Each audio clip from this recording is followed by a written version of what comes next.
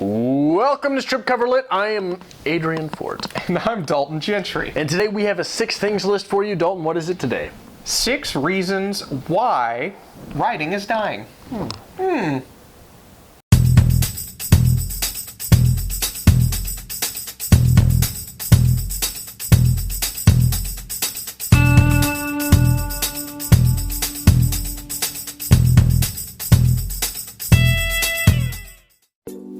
Literature is dying because of MFA programs.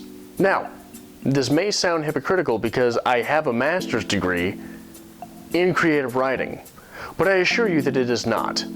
Because during this program, out of 5 quarters, I had 2 teachers that were worth listening to, 2 professors that I actually took something from. And the rest of the time, nothing really happened. And people were just paying in order to get their degrees. And those people that were paying in order to get their degrees now have an MFA, a terminable degree in creative writing. So they are just as qualified as anyone else to do anything within the field of writing, within the field of editing, within the field of literature.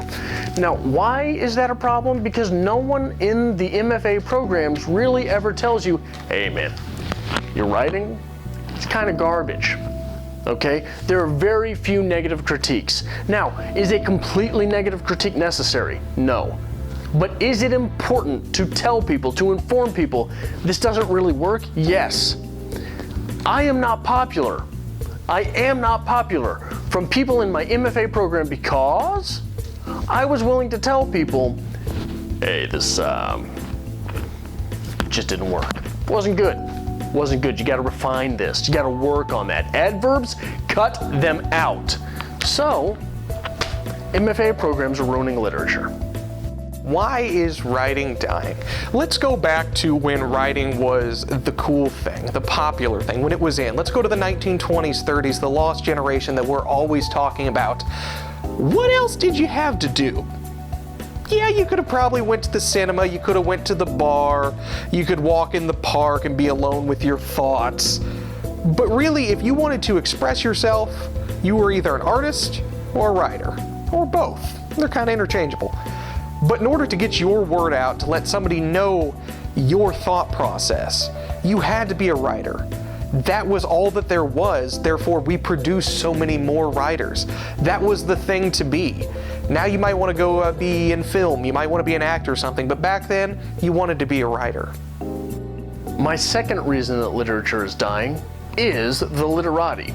Now I could go on for hours now, Charles Baxter.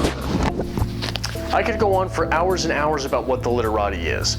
Basically, it's people that have graduated from those MFA programs, decided that their opinion really matters, and they start being gatekeepers to what people are actually reading. Why is this bad?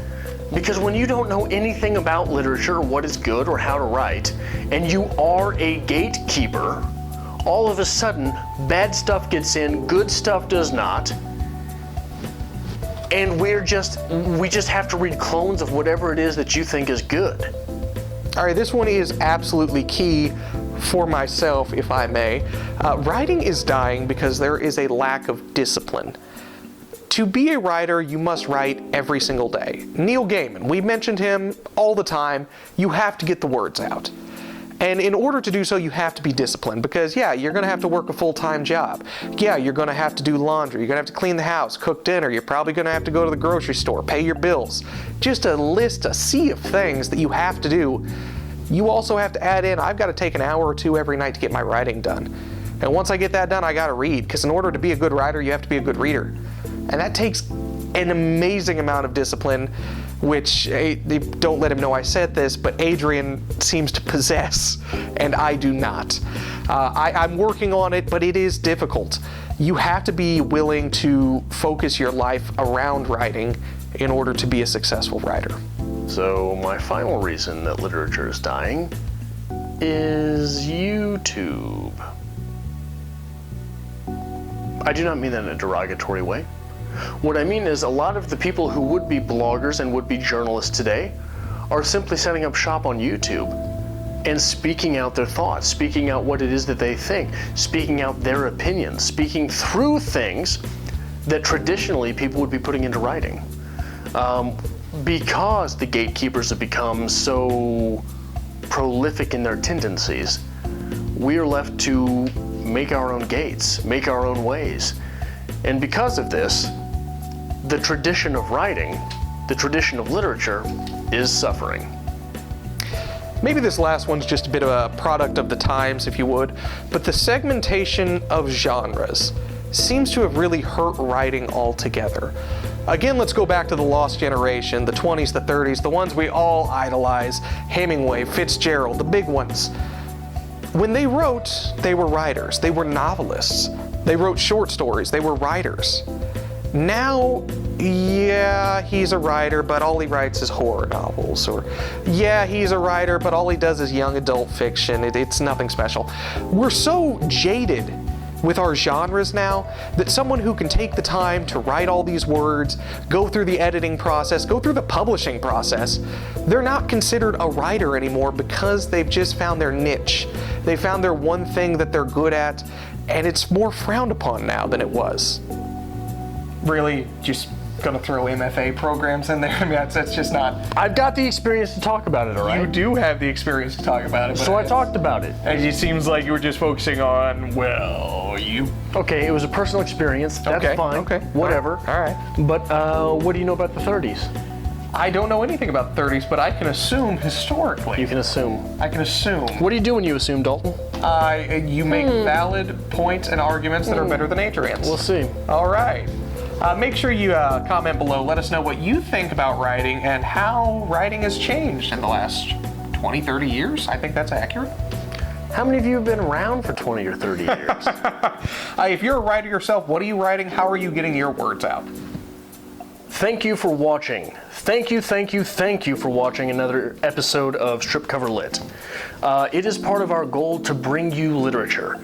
Be that from the writer's perspective, the reader's perspective, be it from film, books, poetry, no matter what. That's part of our goal here. The best of literature and writing almost every day of the week. Right.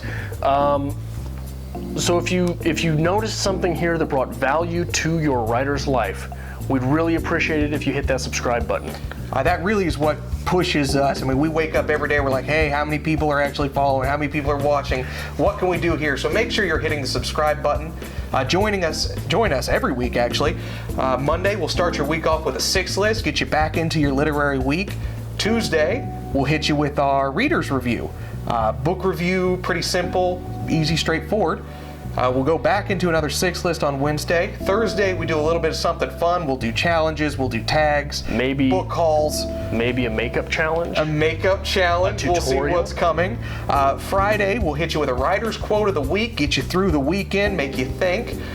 Saturday, we'll hit a writer's workshop of the same book that we covered in the reader's review. And Sunday, we'll try to get our normal lives back in order to come right back on Monday. So make sure not only that you hit the subscribe button, but that you follow us on Twitter at StripCoverLit, at StripCover. At StripCover on Twitter, because on Facebook, we're at StripCoverLit. And on Instagram, we are... On Instagram, we are StripCoverLit. I don't have the internet. I know you don't. Make sure you hit that subscribe button, guys, and we'll see you next time.